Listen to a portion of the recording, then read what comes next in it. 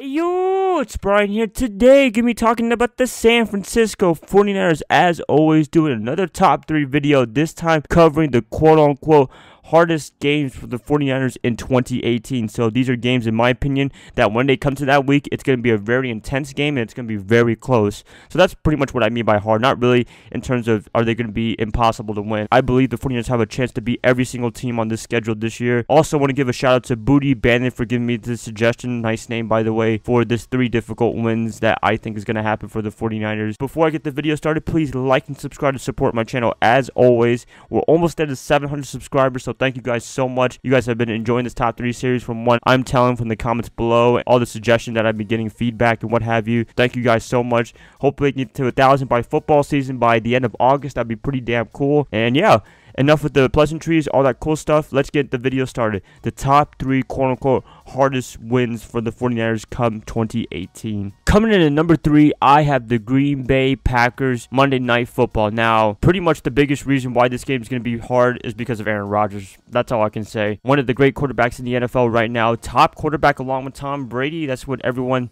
pretty much says on the quarterback echelon right now, is that Aaron Rodgers is one of the top quarterbacks, if not the #1 quarterback in the NFL. I have to agree with that. When Aaron Rodgers is on the Packers, they always have a chance to win no matter what, and they figured out last year that when he got hurt, they had no chance because Brett Hundley did not really do a good job backing up for Aaron Rodgers, which is kind of surprising because he's been in the system for a couple of years now, but hey, he's not Aaron Rodgers, so whatever. They also got Deshaun Kaiser from the Cleveland Browns. Other people they got was Jimmy Graham. That should be an interesting dynamic between him and Rodgers. Maybe it's going to be a better system for him in Green Bay than it was in Seattle for the past couple of years, because they didn't really work out in Seattle. Muhammad Wilkerson, the defensive line, is with the Packers as well, so that should be interesting. Josh Jackson, the rookie cornerback, he's with the Packers. We'll see if he could do a good job. I kind of talked about him before the draft started. Maybe the 49ers were thinking about taking him, but they ended up not taking him at all. We'll see what he can do in Green Bay. Good luck to him. Really, the biggest reason is because of Aaron Rodgers, and it's at Lambeau Field. That should be very fun to watch. I don't know if the 49ers are acclimated to cold weather by the time this game happens, but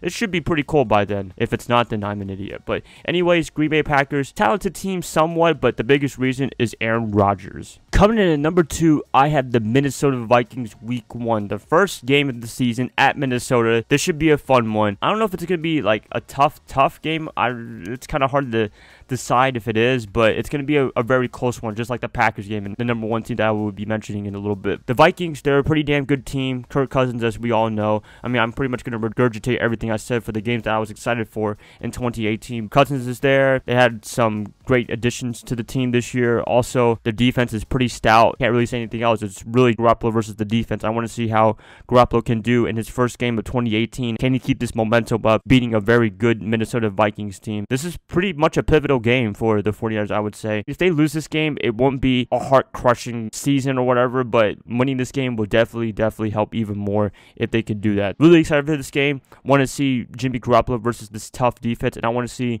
the 49ers defense led by Solomon Thomas, maybe Reuben Foster, I'm not sure, Fred Warner, all those guys, see them face against Kirk Cousins' offense. That should be pretty interesting. They have some very good targets there. I'm excited to see this game. It's going to be a very intense one, I would say, and it's going to be a pretty damn close one. So, Minnesota Vikings, tough team because of the defense, and also our defense might be a little bit challenged the first week of the season. Maybe they're trying to get acclimated still to playing in the regular season in real games. Going to keep it like that. Minnesota Vikings, tough team. Before I get to the #1 hardest team to play in 2018 for the 49ers, I want to do an honorable mention real quick.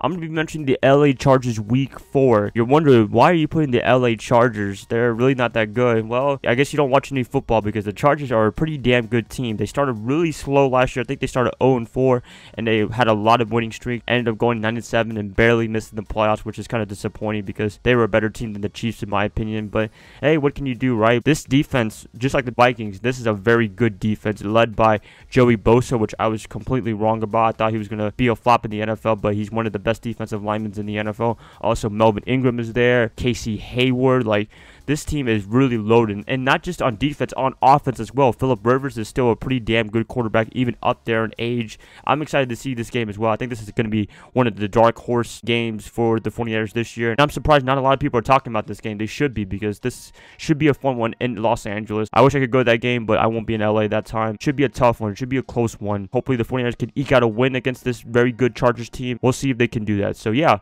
Los Angeles Chargers should be a good one. Coming in at number 1 as the hardest game for the 49ers in 2018, in my opinion, is the LA Rams. I think everyone pretty much saw this. It's not even because it's the LA Rams, it's because they're in our division. If the Rams were not in our division, I would not put them at number 1. I'd probably put them at number 3 or even an honorable mention. Since they're in our division, we have to play them twice a year. They are my number 1 squad, and if they want to get past the NFC West, they have to beat this team. This is really pivotal. They're going to be playing them in week 7 on NBC at home. This is a really fun one. This is going to be right after the Packers game, so they got really 2 tough primetime games. Hopefully they can eke out wins on both of them. I'm excited to see this game. I'm pretty sure you guys are excited to see this game as well. It's more the week 7 game that I'm really worried about more than the week 17, because it's week 17. It's really far away. Week 7 should be a tense one.